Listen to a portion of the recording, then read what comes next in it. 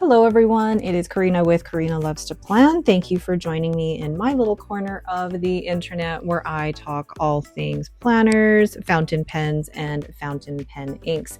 And as you can see, today we are going to be swatching all of my gray inks. Unfortunately, I don't have a lot of these, so this might actually be a very quick video. What I will be swatching with is my Hobonichi A5 notebook with 52 GSM Tomoe River paper, and then I will be swatching with my Kakamori stainless steel nib on my River City Penco nib holder, and then I'll also be swatching with my Browse ornament nib in a 3mm size, and this is on a nib holder from Zodiac Penco. Just as a note, I don't know if Bart is selling these, but you could always ask him and see. All right, so let's get started. The first that I am swatching today is Anderillium Shoebill Stork Gray.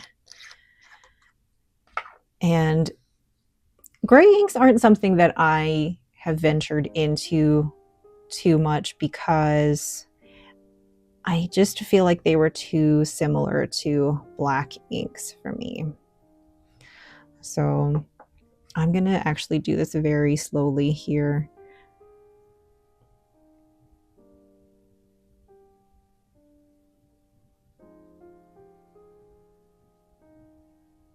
I find this practice just very relaxing.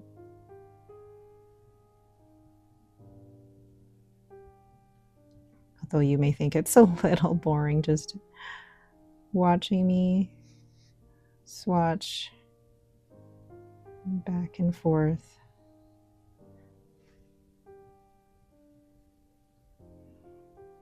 But I love the consistency of this nib.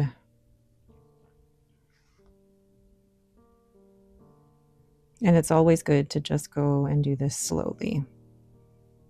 No rushing. And there's actually plenty of ink on that nib. Look at that. It's lovely, really lovely. Being careful to clean my nib. And then, so dipping my stainless steel nib in here. So this is Anderillium. Oh, let's spell properly, Karina. Shoebill Stork Gray. Not too much going on with this particular gray. I think there's not a lot of chroma shading or anything happening. It's just gray.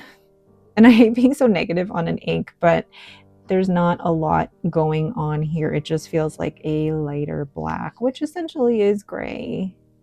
Anyway, I don't know what I'm saying. The next gray ink is one that I saw in a lot of people's collections, especially when I first started out. It is Diamine Earl Gray. I bought this bottle from Amazon, I think. I can't actually remember. But I really like the smaller Diamine 30ml bottles. I just feel like it's more sustainable rather than having the 80ml bottles. So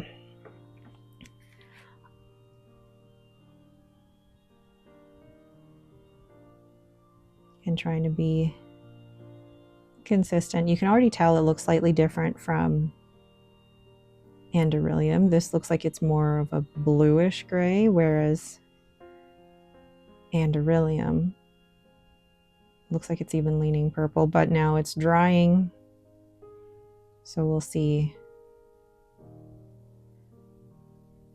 But I can already tell there's a little bit more complexity to Diamine Earl Grey than there is Shoebill Stork Gray.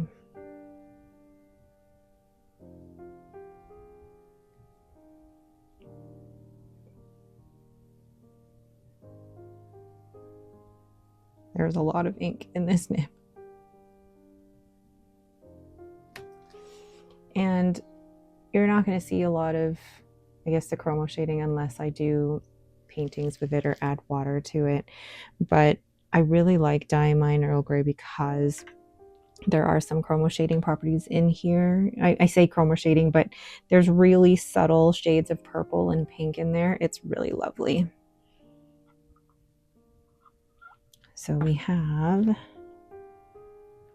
Diamine Earl Grey. And actually, once you compare these two next to each other, you can tell there's differences, mostly in the swatch itself.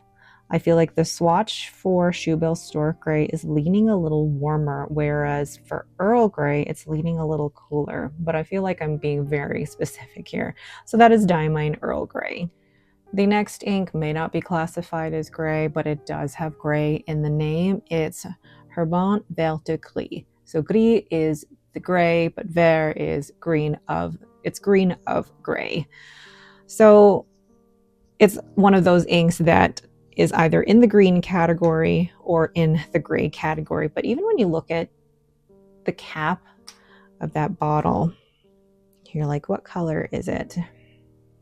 I actually really love this one because of the fact that it can't be classified as just your regular day-to-day gray. And sorry, you can see here now the Earl Grey drying a little bit. There's a little bit more pinky lightness going on in the area with more ink.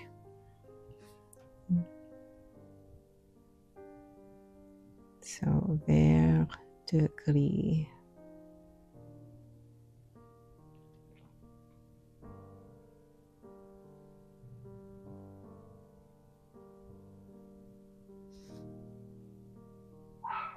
Oh, that is Lucy barking. Probably because my husband is coming home, or she's barking at the neighbors. One of the two. I really love how slowly you have to go with the ornament nib to be able to get the smooth monoline effect. And now that I am comparing it to the other grays that are on this paper, you really can see that it is a lot more blue than the other two.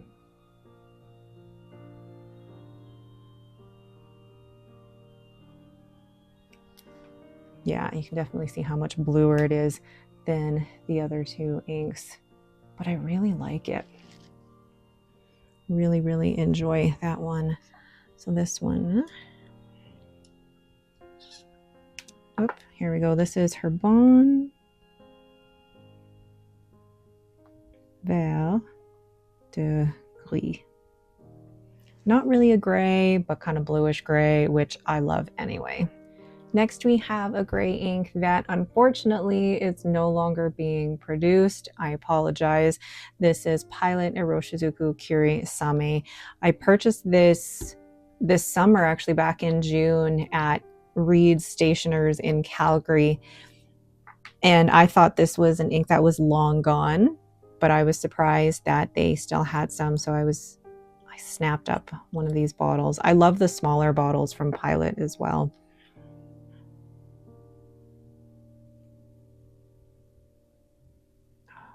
This one is definitely that gray. Trying to add a little bit more ink so that you can see a little bit more of that shading action happening there.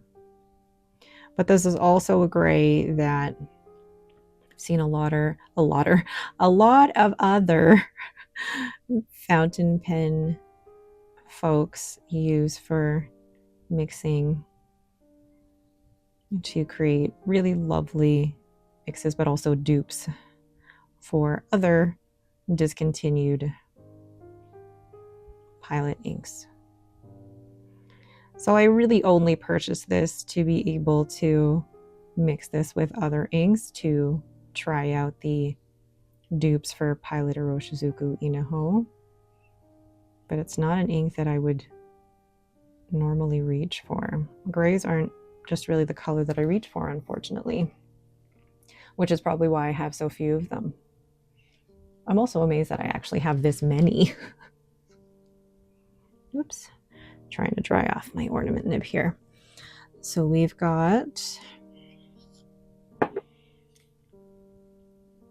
Pilot, Iroshizuku, Kiri-same.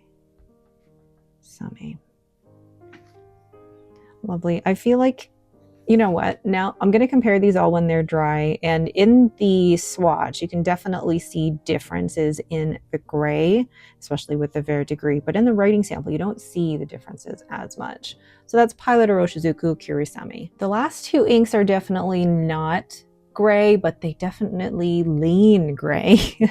So I have here Robert Oster Sidewalk gum. This was an ink that I got at the San Francisco Pen Show last year from Brendan himself, Mr. Hollywood. Now, I did end up giving the bottle away and taking only the sample with me because the shimmer has proved to be problematic for me.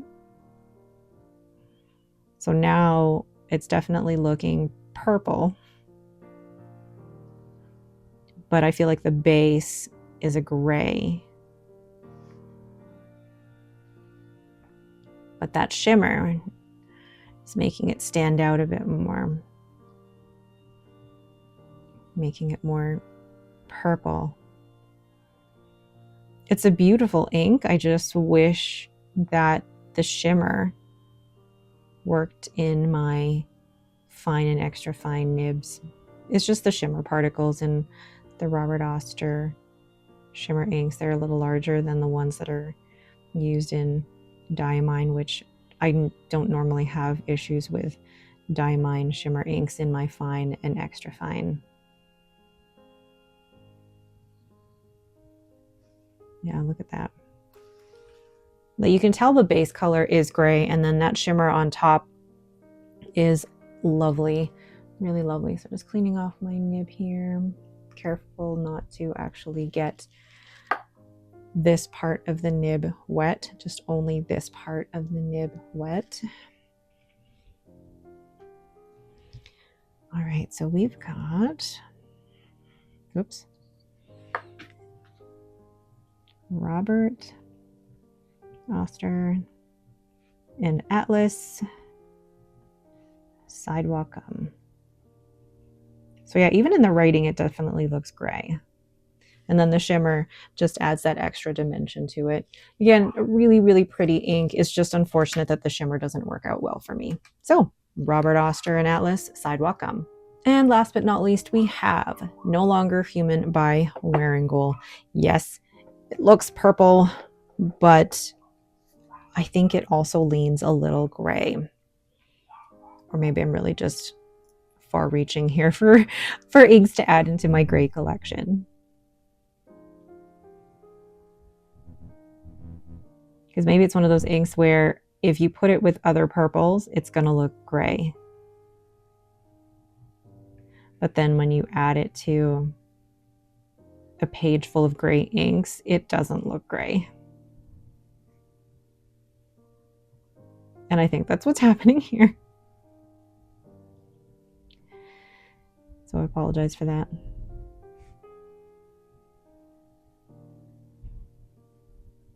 Yeah, now that it's on this page with all the other grays, it's definitely more purple than gray. But I kind of like those in-between colors, like the bluish gray or the purple gray. I like that. It has a little bit more complexity to it. Cleaning off my nib. Very careful. Now, you don't even hear me putting the nib right up against the glass because I'm just trying to be so careful with that nib. All right, so then we have Wearingeul. No Longer Human. Ooh. All right, there we go. So there is my humble collection of gray inks. It's not a lot, but that's because it's not an ink that I normally reach for. And what I like about this ink exploration or ink categorization, it really helps me to try and pare down what I have. I think I may give Anderillium, Shoebill, Stork Gray away. I think I'm going to keep Diamine Earl Grey, definitely keeping Vert because I just love the fact that it is a bluish gray. No, it doesn't fit in the gray category, but it does have gray in the name. I mean, the translation is green of gray, but whatever. And then Kiri-same, I do want to keep. I mean, I don't, well, I mean, it's like a lighter version of the Diamine Earl Grey. And then the Robert Oster and Atlas Sidewalk, because of the way the base color mixes with the shimmer, it looks more purple than gray, but I feel like that base color is gray, so that's why I've classified it in here.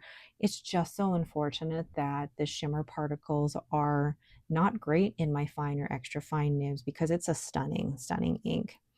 And then lastly, Wearingeul No Longer Human. Now that it's dried, it definitely looks more gray than it does purple. So I'm really glad that I included it in this category of gray. Let me know what you think of gray inks. Do you have a lot, or is it not an ink that you reach for? Let me know down in the comments below. All right, but that is it for me. Thank you all so much for watching. If you have any questions, please leave them in the comments below. Otherwise, thank you all again and have yourselves a great day.